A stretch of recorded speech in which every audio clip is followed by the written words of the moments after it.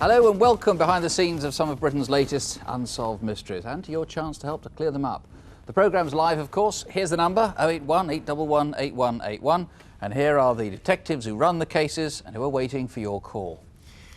Tonight, the constable who took a new patrol bike out for a test drive and found himself caught up in an armed robbery. A young girl has helped us film an appeal to find this man who raped her after she left a West London discotheque. And to end the year for Crimewatch, a look back through the files to show the outcome of viewers' calls on cases we've covered in the past. Our first case is one in which almost everything went wrong. A road accident which jammed emergency frequencies as a security van tried to call for help. A cash box fitted with a smoke bomb that, almost unheard of, didn't detonate. A police officer who found himself in pursuit without a radio. And the only good part of the story, a gun that wouldn't fire. It's Saturday afternoon on Allerton Road in Allerton, which is 4 miles southeast of Liverpool city centre.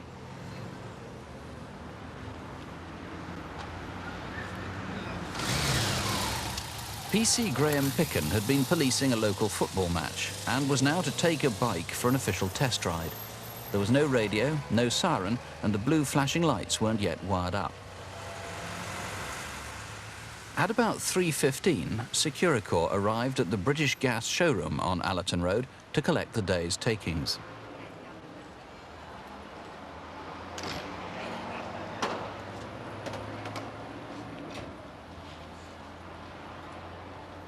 As the guards went into the showroom, you might have noticed two men who were loitering nearby.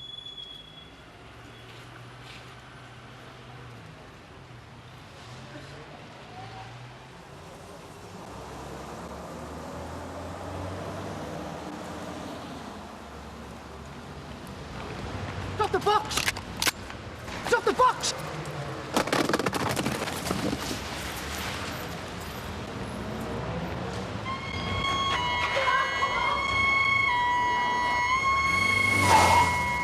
I came along Allerton Road and as I passed Hargreaves, saw a large crowd of people looking down Lymedale Road. Crossed over the central reservation. What's going on? Follow that car!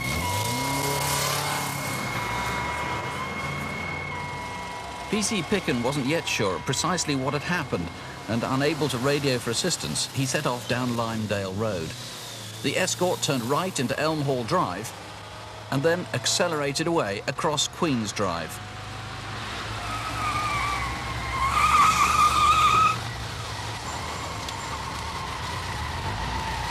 You're bleeding going now! Shit! I was just staring down the barrel of the gun. The thoughts, I suppose, were confusing. I couldn't describe my feelings.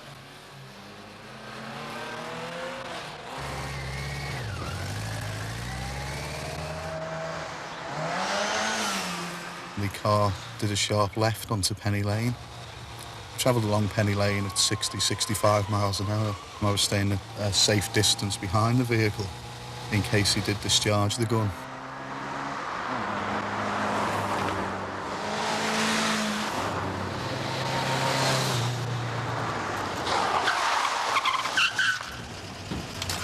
Get back!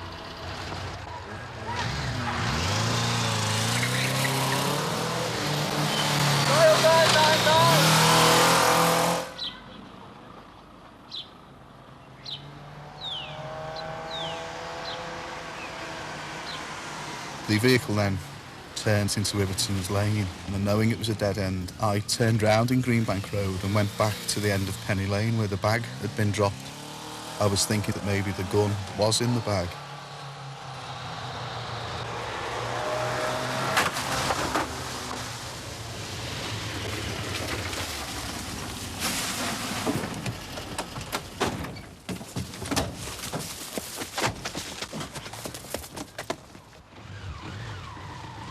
I went back to the end of Ibbotson's Lane. We just abandoned the car down there. Thanks.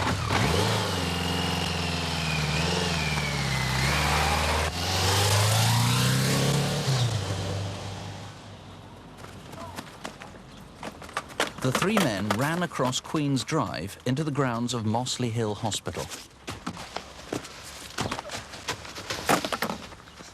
But where did they go from here? Well, that's what Frank Hope wants to know. You've at least got descriptions of two of the men. Yes, the fellow that had the shotgun, he's about 30 years of age.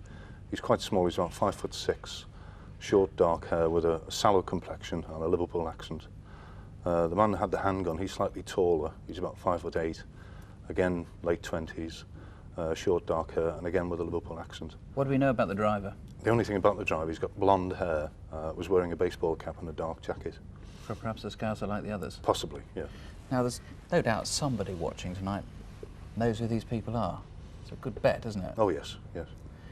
Your concern is that these guys were pretty dangerous. I mean, those guns were loaded. Yes, we recovered one live shotgun cartridge, so they were quite prepared to use the gun. They're dangerous people, and they're prepared to go out with live ammunition. As far as I'm concerned, they're quite capable of discharging it and if necessary, killing somebody. OK, well, in case you did see any of these events, but perhaps didn't recognise it, let's retrace the chase and spot exactly where it was. Remember, this is 3:20 p.m. on Saturday, 27th of October. At 2 points, the gunman got out of the car. First of all, where the car crossed the junction of Elm Hall Drive and Queen's Drive. Now, there were two witnesses there. Inspector Hope, only one of them's been traced. Yes, we traced one lady. Now, there was a lady getting into a white car which was parked on Elm Hall Drive. And in fact, the officer on the motorbike shouted to her to phone for the police. Now, this lady's never come forward. We need to speak to her. Very important that she rings the studio. Yes. OK, fine. Then, of course, the chase continued. It went down Penny Lane, and the car stopped at the bottom of Penny Lane. This time, of course, this is where the gunman got out to threaten PC Picken, and a black bag fell out. And here is the black bag. Not much in it, but a couple of fairly ordinary-looking two balaclavas. There's nothing startling about them, but they're fairly new, and we're hoping someone might remember selling them. OK, the car was abandoned down Ibbetson's Lane, as we saw. Yes. Then there was this jogger.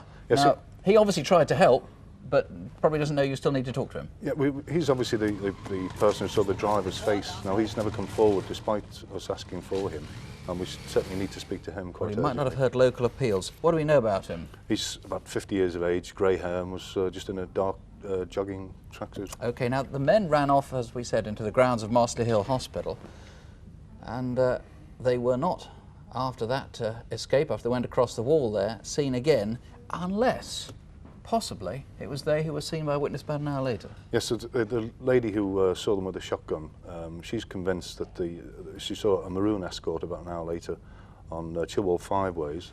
There was the driver of the car and three others in it. Now, she's convinced that the man who had the shotgun was amongst those people in that car. Now, obviously, they've never come forward, but we'd like to speak to them for the simple reason, just to eliminate them, if no better reason. OK, if it was you and you had nothing whatever to do with the raid, do please call us. Here's the number if you can help in any way if you saw any of that or think you might have done. 081 811 8181. Let me remind you, too, if you think you know who did it, there's a reward. You can call the Incident Room direct at Garston if you want on 051 777 4846. That's 051, the code for Liverpool, 777 4846. Well, looking back to last month's reconstructions, there's been a most encouraging response to our appeal on the murder of Paul Stevens in Southall. 80 viewers called, many giving useful information about Paul, where he went and the people he knew. One caller in particular has taken the investigation very much further forward, so we'll let you know. On the recent series of attempted child abductions, 168 calls came in from all over the country with information on cars, similar incidents and suggested names for the woman involved. In addition to that, some 2,000 people, mostly parents and school teachers, rang the Kidscape organisation for advice on teaching children how to keep themselves safe. On Photo Call last month, we showed the picture of a woman wanted in connection with a theft and deception against an 82-year-old man who was disabled. Calls from two viewers led police to a hotel in Harrogate in Yorkshire, where a woman was arrested early in the morning, in fact just a few hours after the programme. She's now been charged with theft and deception. And there's been another arrest since last month, though this time not as a result of Crimewatch, but a woman has been charged with 7 cases of robberies at building societies in London. Another photo call item, but from our September programme, we showed a security video of a smartly dressed man with a briefcase as he robbed a building society. Following information from a caller living in the Orkney Islands, a man was arrested in Manchester a week later. A man has now been committed for trial, charged with robbery. Well, now to this month's photo call, a national portrait gallery of people that detectives here would dearly like to speak to. If any of the faces fit, do call. To take us through the pictures, here are Superintendent David Hatcher and Detective Constable Jackie Hames. First, can you help my Hampshire colleagues trace this man, Michael Albert Benson? He was sentenced to life imprisonment in December 1972, but since then has escaped twice and has been at large since May 1989. He even got married in the summer of '89 and lived in the Park Gate area of Southampton using the name Michael Johnston. He's 40 years old, 5'11", slim-build with a Yorkshire accent. He has 3 tattoos on each arm. One's of a woman's face with the word Mick under it. He's not seen his wife since May this year, although he may still be driving her car, a dark blue metallic Ford Orion like this.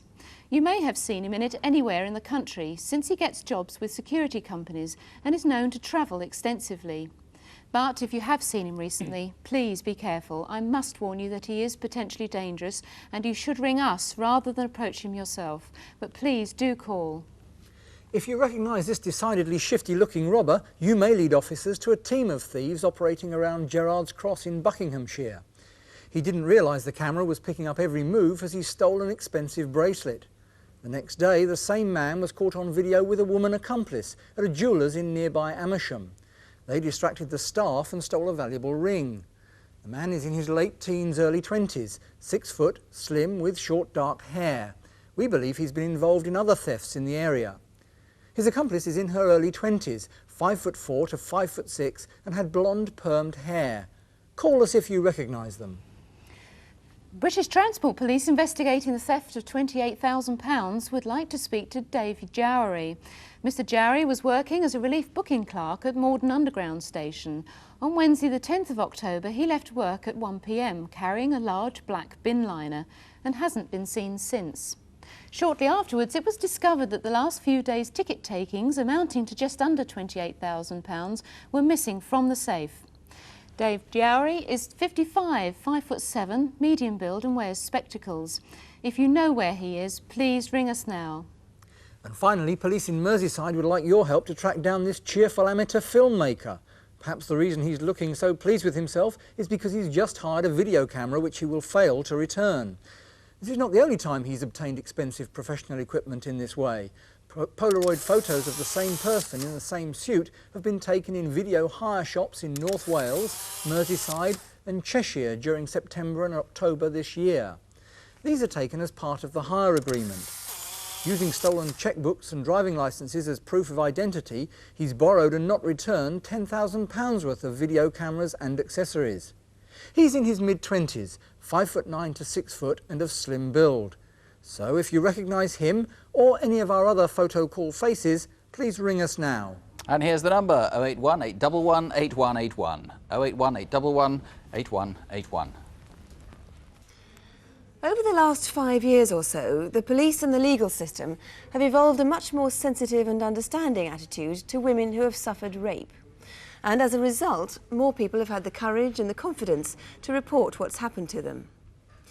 Nevertheless, according to the latest Home Office figures contained in the British Crime Survey report, still only 1 in 5 report sexual offences.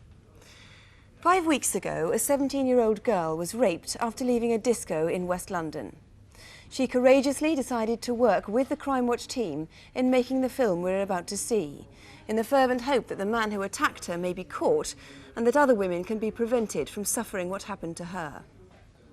Our reconstruction concentrates on the dialogue between the girl and her attacker, in which he revealed a number of clues to his character and his identity. Police artists have produced this careful likeness of him from her detailed description of his face. The girl herself has taken part in the film and interview, but her voice and her appearance have been disguised.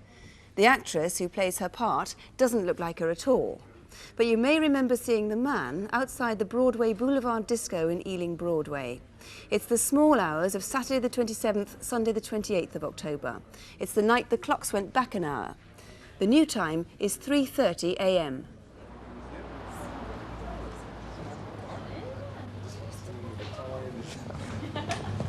You haven't seen Martin or Ian, have you? Martin's supposed to be giving me a lift home. No, you just missed them. They come down there. If you hurry, you catch them. Thanks.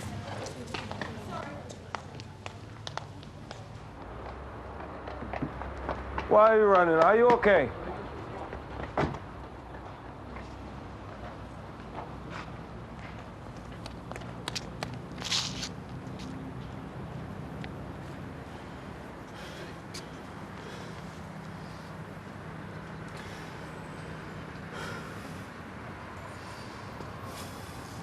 Do you know where South Ealing is? I haven't a clue. Look, John left home. No, thanks. I'm meeting some friends. That's no problem, look. It's full of strange men tonight. Look, I'm meeting some friends. Do you mind if I walk with you? Look, whereabouts are you from? I told you, I'm meeting my friends. All right. Looks like you missed them. Hey, look, I live in Southall, you know, but, you know, I can give you a lift wherever you want to go. Look, I don't live near you, thanks. I live in Harrow, but I'm staying at a friend's house. He seemed really ordinary. I didn't feel threatened by him, probably because my mum and dad are Irish, and so is he. I didn't think that he was going to hurt me. So are you in the boulevard then tonight? Yeah. Hey, what's it like in there? You know, I've never been. It's okay. Look, here's my car here. You sure you don't want that lift? No, I'm going to St. Albans. Look, I told you right. It doesn't matter where you're going. I can take you anywhere.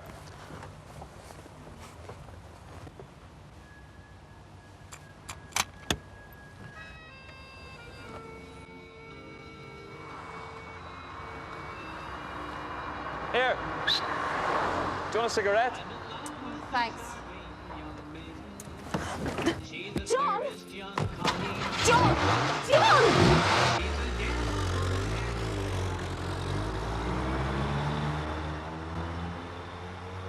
When he pulled me into his car, he didn't scream at me, and he wasn't vicious, so I didn't think that he was going to do anything. It worried me that I was in his car, but I just didn't dawn on me what was going to happen next. I thought I recognised one of my friends who was standing by the burger van, so I called his name, but it wasn't him. He didn't even turn around and look at me. I thought if I kept talking to him, then maybe he wouldn't do anything. I couldn't run anywhere and I had nowhere to go, so I had to keep talking to him. You're not scared of me, are you? No, I just want to get out and meet my friends. Look, I'm not going to hurt you.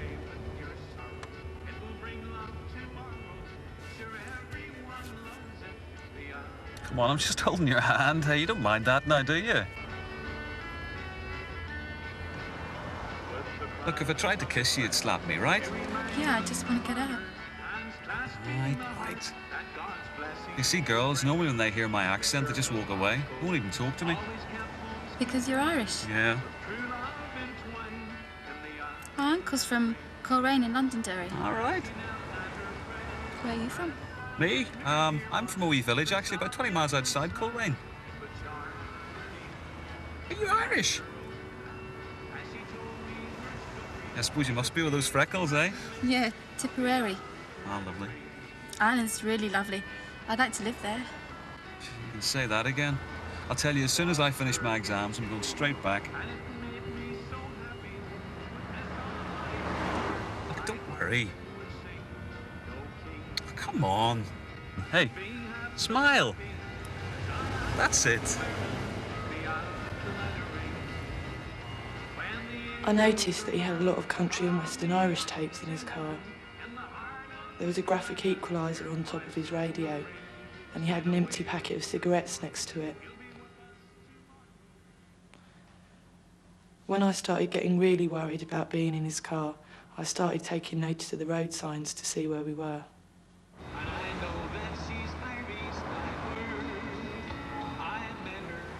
You like the old Irish country and Western, then? Not much. I listen to it all the time. My mum does that. All right. Hey, you know, I go to quite a few places where they play it live. See? Don't mind me holding your hand now, do you? Please let me out. I don't go that way. I want to go to St Albans. Please let me out. Look, I told you, right? Hey, don't worry.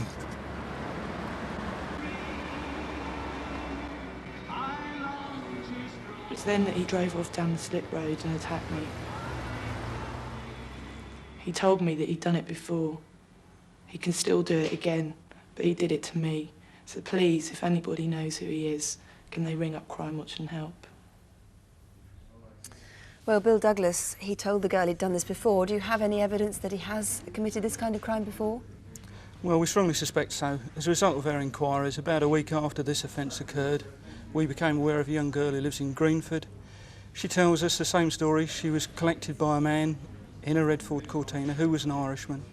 He drove around Greenford, which isn't too far away from Ealing, where this girl was abducted. Subsequently, she unfortunately was raped as well. She describes the man as having a moustache, the same as this offender, so we believe they are linked, yes. So it's quite possible there could be other victims of this man too? Well, it's a strong possibility. I've got to consider that. The girl has been able to give you a detailed description, so if perhaps we can see the police artist's impression, you could run through his description for us. Yes, this man's described as a white male. He's about 22 to 25 years of age. He speaks with a Northern Ireland accent. We've got him as slim to medium build.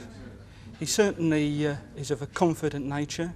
He has dark brown hair brushed back with a moustache. Well, he may or may not have a moustache. Of course, we've got alongside him there a picture of him as he might look without the moustache. He is a student, he said. During the journey, yes, he claims to be a student, and he also claims that he comes from the Coleraine area of Northern Ireland. The young girl who unfortunately was raped, she recognises the accent as being that of Londonderry in Northern Ireland. She did actually make the point to us that the actor's accent and his looks bear a striking resemblance to this man. Yes, she spent some time looking at this and she's confirmed those details, yes. Yeah, we don't of course know whether he was living in Southall, but whether he made these details up. That's right, that's a story that he's put forward, but at present that's the best lead we've got to go on. He also had a very distinctive watch, the girl noticed. Yes, on his left wrist he had a gold wristwatch with a square face which was black. She's noticed that, she's noticed the inside of the car, and these are all things that we're looking for to try and detect this offence and find this individual. Right, if we can put all these clues together, we can perhaps find who he is. That's right. The car was a red Cortina Mark IV. That's correct. Her parents have got, or did have, a red Cortina. It was a Mark IV, it was a GL, it was made between 1980 and 1982. It has a grey interior and the steering wheel has 4 spokes. If anybody remembers seeing the man at the disco at that time, he was wearing jeans and an Aran sweater? That's right. He had this white knitted Aran jumper on and the stonewashed jeans.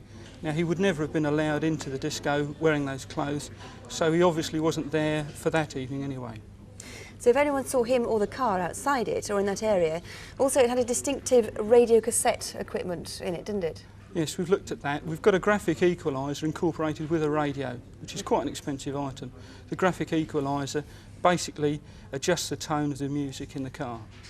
Right, it's quite an unusual feature. He was a smoker of Benson and Hedges cigarettes.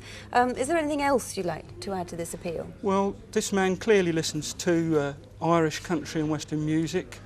We know that he claims to be a student. He lives in the Southall area. He has this red Cortina.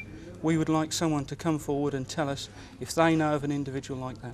Because of course we have to recognise it does take some courage for people to come forward Certainly, to the police. Very much so. The young girl who came forward was very brave.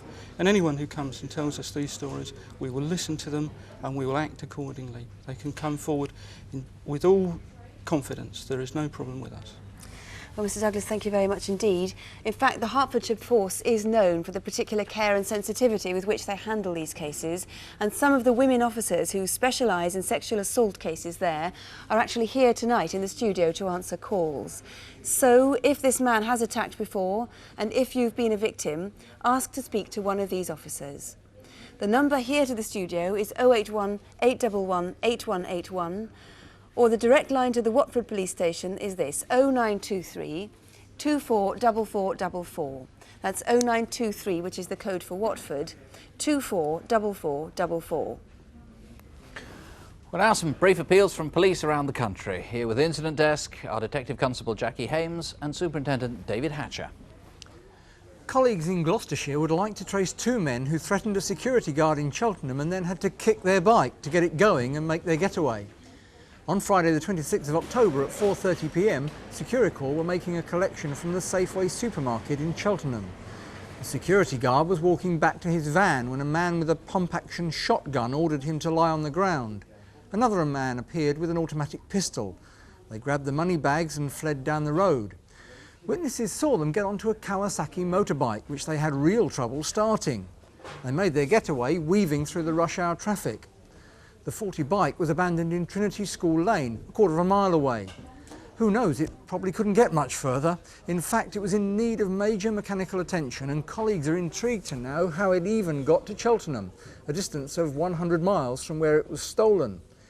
Could it have been loaded into a van? Either way, did you see the Kawasaki bike being stolen from Alderney Street in Pimlico, London, on or after the 14th of October? Or perhaps you recognise the gunman. This video fit is of the man with the shotgun.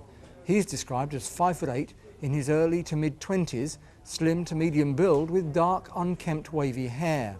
The other man was also 5'8" and in his mid-20s, but he was wearing this cloth boiler suit, which was left in a skip close to where the bike was found. A logo has been removed from above the breast pocket, and a section has been cut out of the collar. Do you recognise this at all? Although the guns weren't fired on this occasion, the two men are obviously dangerous, and we urge anyone who may have any information to ring us now. There is a reward. Next, officers from Earlsfield and South London have set up an incident room to coordinate inquiries into a series of rapes and indecent assaults in Battersea over the past 3 years. In each case, the victim initially thought that the attacker was a mugger. He threatened them and stole their cash and jewellery. Then he sexually assaulted them. He was in his late 20s and 5'9" tall. On one occasion, he made off on a racing bike. And here's another clue. During the last attack in September, the victim pulled a street button off his waistband. He was wearing dark trousers, a green parka coat similar to this, and a cream scarf around his head. We strongly believe that he may have committed similar offences that have not been reported. So if you recognise this man or can help in any way, then please call. Finally, have you seen handbags similar to this one appearing on market stalls in the run-up to Christmas? That's where my colleagues in the Met think that a lorry load of goods totalling £300,000 stolen in August will end up. These items are all top-of-the-range designer goods and should only be sold through selected retailers. These suits and dresses were recovered from an address in the East End, but the rest of the load, hundreds of garments, are still missing. All the leather goods have the Any logo on them, and each of our items started off wrapped in its own white cotton bag. And here's a sneak preview of next spring's fashion for men. If you've been offered a Guy Laroche tie like this anywhere, ring us. I'm afraid it dropped off the back of a lorry. Do call us on this or any of our incident desk cases. And this is the number 081 811 8181. That's 081 811 8181. Well, several names have been put forward so far. I've just heard that 2 people have rung up independently, giving the same name for a man who fits the description of the person wanted for the rape that happened in West London and then in that car journey out to Hertfordshire. There are also names being put forward for the raider who pointed the shotgun at the police officer, and that was up on Merseyside. We've got a number of sightings of David Jowry. In fact, calls coming in at a very, very fast pace at the moment. The one question we're asked, perhaps more than any other, about Crimewatch is how often do these calls actually lead to crimes we cover being solved? The answer is about 1 case in every 3 ends in convictions, and in 1 case in every 5 the crucial factor was evidence from Crimewatch viewers. Even so, it can be pretty frustrating reporting on events, because when detectives are actually closing in, obviously they don't want us to broadcast what they're up to. For example, I can't tell you more about one of the cases that we're particularly concerned about tonight, where information is coming in now. What's more, even when arrests happen, the cases can take years to go through court. But we've gone back to 1985 and 1986 to bring you up to date with programmes you may remember. And incidentally, though there's precious little to be light-hearted about, it's an interesting chronicle of Sue's changing hairstyles too.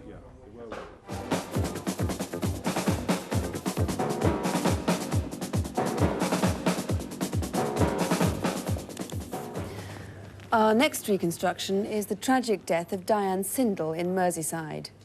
Diane was killed sometime around midnight on Friday, August the 1st, on Borough Road in Birkenhead. 21-year-old Diane worked as a florist in Seacombe. She was due to get married the following year and was working part-time at the Wellington pub in Bebington to help her save. That evening, she left work as usual at 11:30 p.m. for the 5-mile journey home. But her van ran out of petrol along Borough Road, and she started to walk home in the direction of Tranmere. Just after midnight, this bus driver, Gary Lamb, saw Diane walking along and looking in her bag. Then, a few minutes later, a taxi driver saw a couple who seemed to be arguing. The woman matched Diane's description. Diane's body was found next morning in an alley off Borough Road. The next day, a couple exercising their dogs on Bidston Hill noticed someone had started a fire. They found items of clothing still burning. Among them was a charred page from a Barclays paying-in book. The call was made immediately after the programme and received at the murder incident room at Birkenhead Police Station.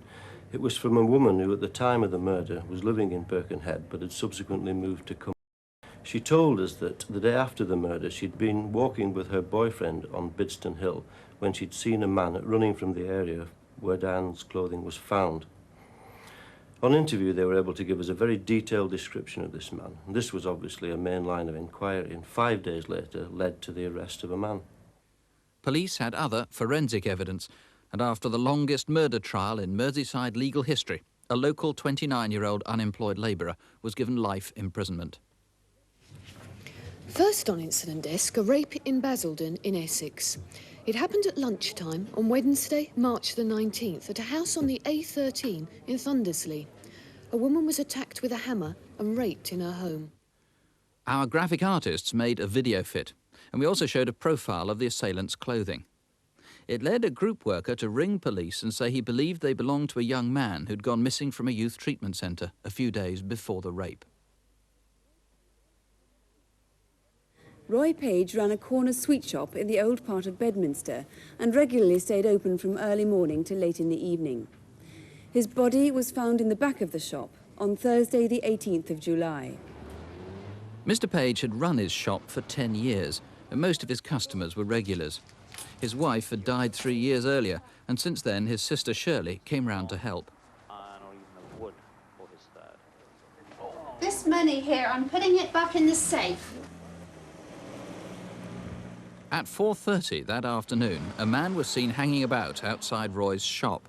He was carrying a small transistor radio. At around 4:45, he visited a neighbour. Hello? I'm looking for a gas leak. Have you got any gas? Oh, I haven't. I've got it on. Please. Do you mind if I No. I've got to have it because Please. we've had reports in the area of a gas leak, you see. Okay. You ever got a glass of water? Yes, of course. But I think you better let me do it. All right. He was sweating and seemed nervous. About 5 o'clock, he was back outside Roy's shop.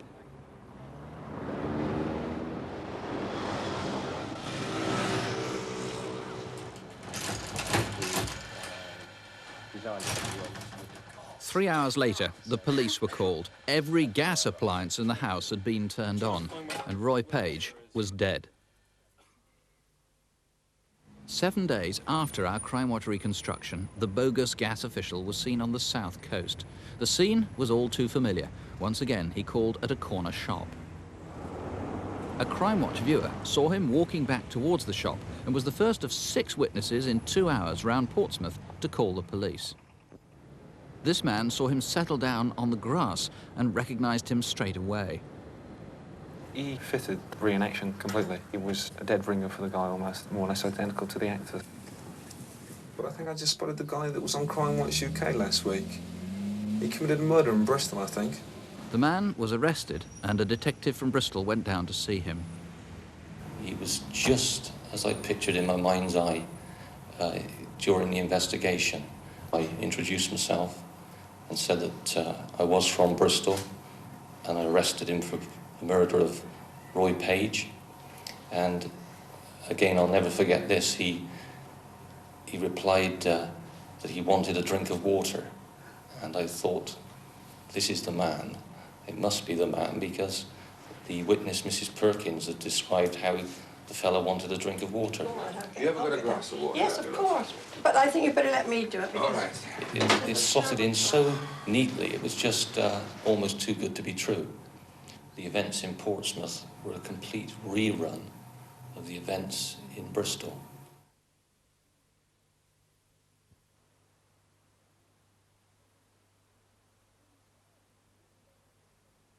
At 3 a.m. on Saturday the 19th of March, 4 men were driving home towards Great Harwood in Lancashire.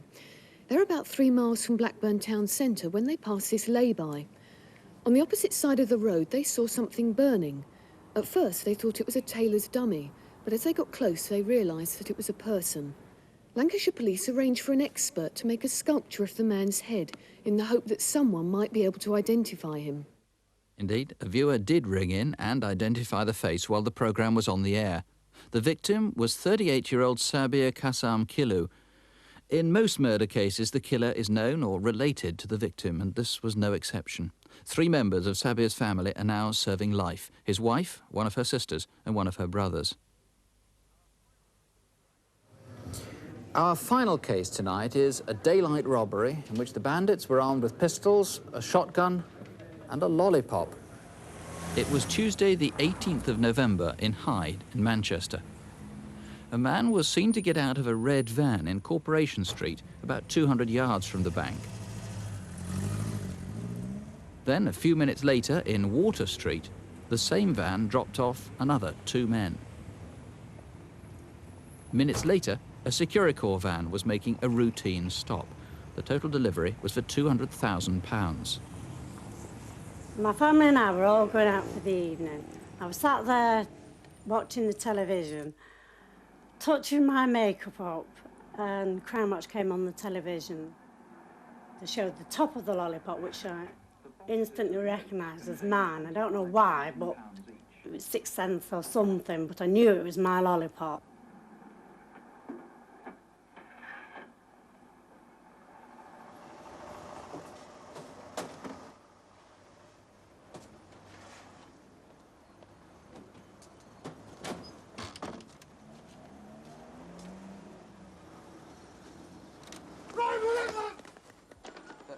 I'm sure I just see my lolly on the telly. Called lollipops. Where did they get this from?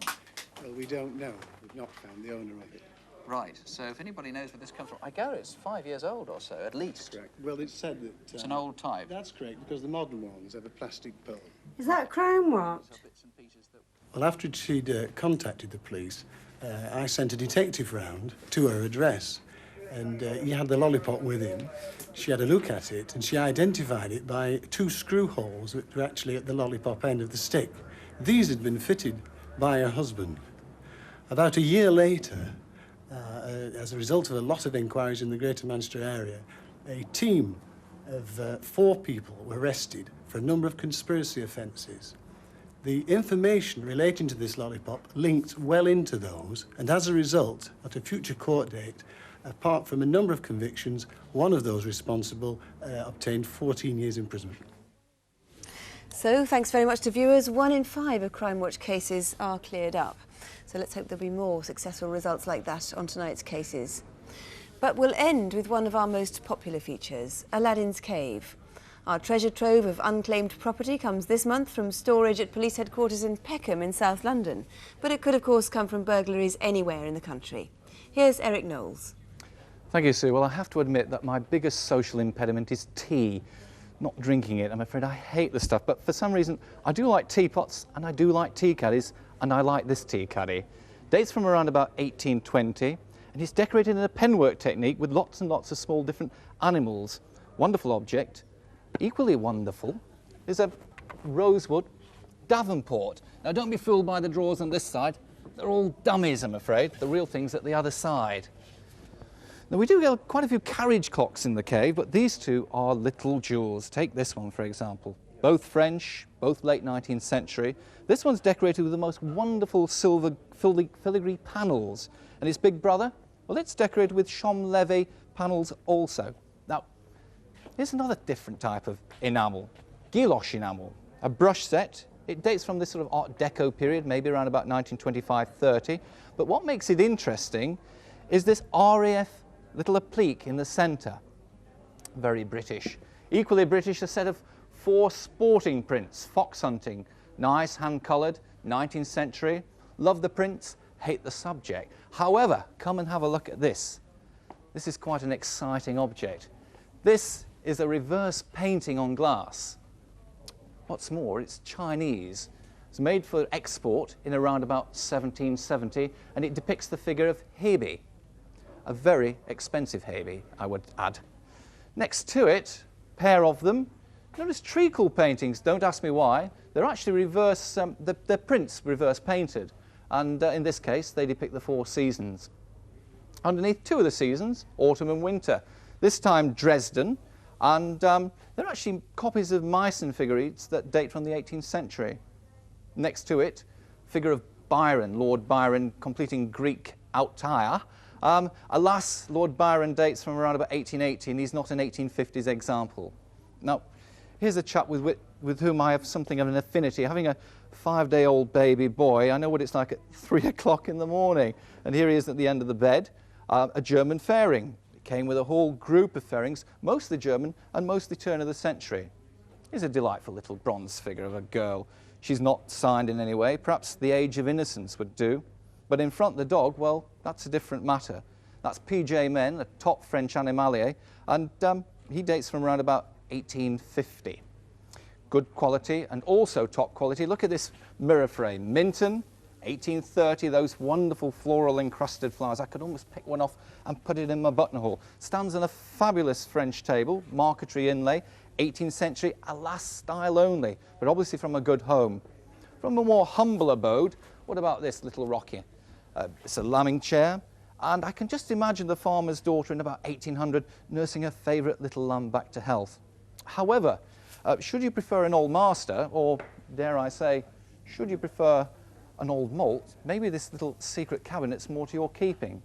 But if you are a secret drinker, this Christmas, please don't be a driver as well, please. Well, thank you very much, Eric. The number to ring if you recognise anything there is 081 811 8181, or call New Scotland Yard direct on 071 230 2301. That's 071 230 2301. We're getting a lot of calls to the studio this evening. There's been a steady stream of calls on both our reconstructed cases tonight. Viewers have been suggesting names for the armed raiders in Liverpool who were chased by a motorbike policeman. And there's been a marvellous response on the Ealing rape case. We've had a lot of calls with a lot of valuable information, but we do need more information on that particular case. So do ring if you know anything on that case, and indeed any of our cases tonight. We'll be back at 11:45 with our update, but meantime the lines here are going to stay open. The local numbers for the police are on CFAX on page 618. And that's it for this month, and indeed for this year. Don't have nightmares, do sleep well. Good night. Good night.